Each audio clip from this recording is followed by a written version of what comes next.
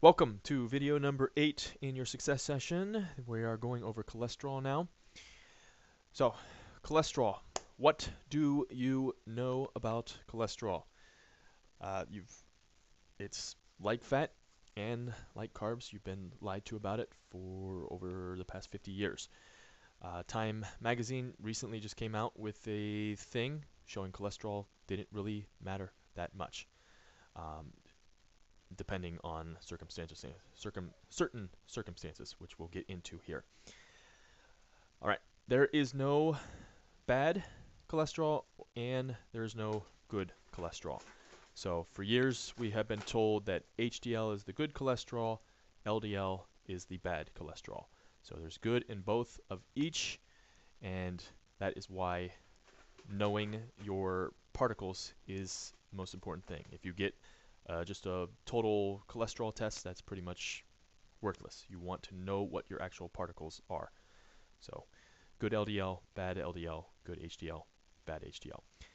HDL is going to be bad if it's too low. Women, it is if it's under 50. Men, if it's under 40. Okay, and that's also one of the factors for having metabolic syndrome. So metabolic syndrome is a disease pretty much if you have 3 factors, then you basically are pre-diabetic and you have some major lifestyle changes that you need to make ASAP. And then HDL cholesterol is one of those. So cholesterol, every single one of our cells has the ability to create it, okay, or synthesize it. And we have hundreds and hundreds of trillions of cells in our body. It's especially needed in the brain. 2 to 5% of your total body weight is in your brain, and your brain contains 25% of the total cholesterol. Okay, so that should tell you how important cholesterol is. If you're not eating cholesterol, not eating fat, what do you think is actually happened to your brain? That's another reason that Alzheimer's disease is now a top 10 killer in the United States.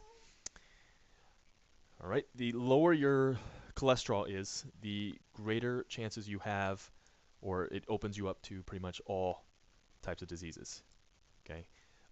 All types of death, all right? And the higher, the vice versa. So the lower your risk of overall mortality from all diseases. So that was a study that they did, and yeah, pretty powerful one that they did indeed. So the lowest levels of cholesterol are highly associated with depression, infertility, brain fog, and brain decline. Again, dementia, Alzheimer's, and just cognitive decline, memory loss, and that kind of stuff. So you don't want to lose your brain. You lose your brain, it controls pretty much everything. Okay. Cholesterol is a precursor for testosterone, estrogen, the sex hormones. Okay. Again, infertility is very, very highly associated with low cholesterol. Vitamin D is a precursor for it. So vitamin D is highly um, highly deficient in most people, and if your cholesterol is low, it doesn't matter how much vitamin D you take, your vitamin D levels are not going to return to normal because cholesterol is needed before vitamin D. And many, many other issues are associated with that. I did a presentation on cholesterol. If you go to that website, tinyurl.com/IWF cholesterol, you can see that presentation. And let's see, your brain is also made up of 2/3 fat, okay, and 25% of that total fat is DHA. So moving back into the fat, I forgot to cover this last slide, but DHA is part of the omega-3 family, so you get that from fish, oils, seafood, fish, scallops, shrimp, that kind of stuff, clams, mussels. All right, so again, if you're not eating fat and you're not eating cholesterol, that's when bad things start to happen to your brain. Brain doesn't function as well. That includes controlling your metabolism, controlling your fat loss, controlling your weight loss. Okay. And again, fat is the preferred fuel source for the human brain as well, not carbs. Again, you may or may not heard that most dietitians today that are not following a primal or ketogenic type of lifestyle will say that the brain that you need at least 130 grams of carbohydrates per day, and that was what the brain uses for fuel when you're a sugar burner.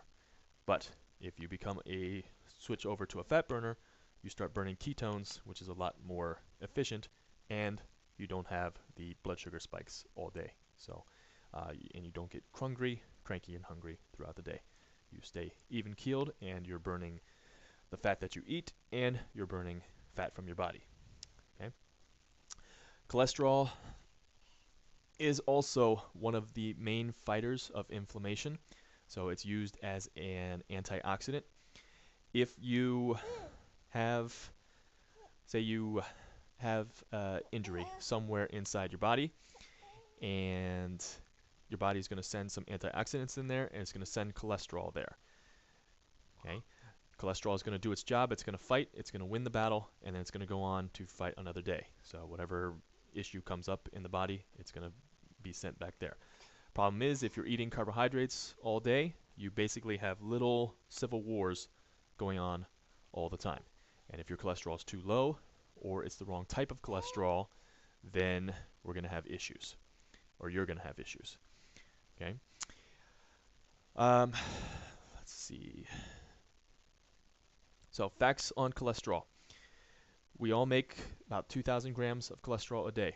So if you restrict dietary foods rich in cholesterol, your body is going to use the carbohydrates that you eat to make more. But the problem with that is that is sugar, and that is inflammation, and it is making the wrong type of cholesterol. So eating too high a carbohydrate intake will lower your HDL. Remember, women under 50, men under 40. You get to those levels, it's very, very bad. And it will increase the bad LDL. Too many carbs will. Okay.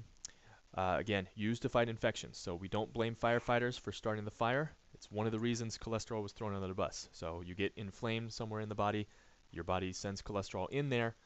Problem is, if it's a heart attack, somebody dies, that cholesterol is going to stay there. That's one of the reasons when they did autopsies, they found cholesterol stuck in the arteries, but basically cholesterol was there to protect them rather than hurt them. Okay. All right, so a more important number to know is your HDL to triglyceride ratio. Okay, so this is a better predictor of the bad diseases, so heart disease, stroke, cancer, that kind of stuff. So HDL to triglyceride ratio. So you want to know what your triglycerides are, and you want to know your total particles, or your total cholesterol particle test. Okay, statins. Statins are very bad, in my opinion, and most other experts' opinion. But pretty much every single doctor will want to get you on a statin drug if your cholesterol is over 200. Okay, don't let them do it. So what statins do is they basically shut the production of cholesterol off. And I think just in the couple minutes I've been talking, cholesterol, you've learned, is pretty important for the body. All right. They did a study called the Jupiter study, and they basically ended the study after 1.9 years of study.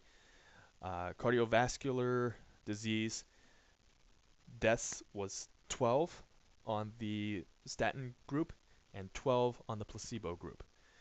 So the total number of deaths from the statin group was 0.76, and total number of deaths, or 0.76%, and the total number of deaths from the placebo group was 0.35%. Okay, that is a total of 0.41%. Okay, but if you play the numbers right, you get a 54% reduction in cardiovascular disease, and that's a relative number. The study was conducted by Crestor, and the press release they said, and they put out 54% reduction in coronary heart disease because they take statin drugs. But really it was 0.41%. Okay, and then the media jumped on it. Everybody took that press release and put it out, and they got a whole bunch more people on statin drugs. So there's a reason people try to get you on statin drugs. It's a $29 billion industry, and that was in 2012. It's the highest recommended pharmaceutical drug on the market, and it's basically killing people and making them stupider. What statins also do is they shut the production off of coenzyme Q10. Coenzyme Q10 is the most important nutrient for your heart. Okay, so if you know somebody on a statin, highly recommend getting them off or getting them some resources.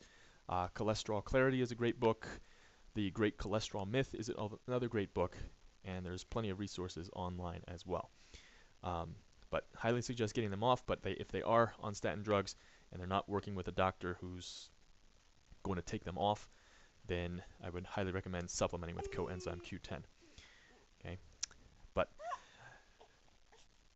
yeah, that is pretty much it we have on cholesterol. So that's it. If you have any questions, let me know. We'll see you on the next slide and video, which is protein.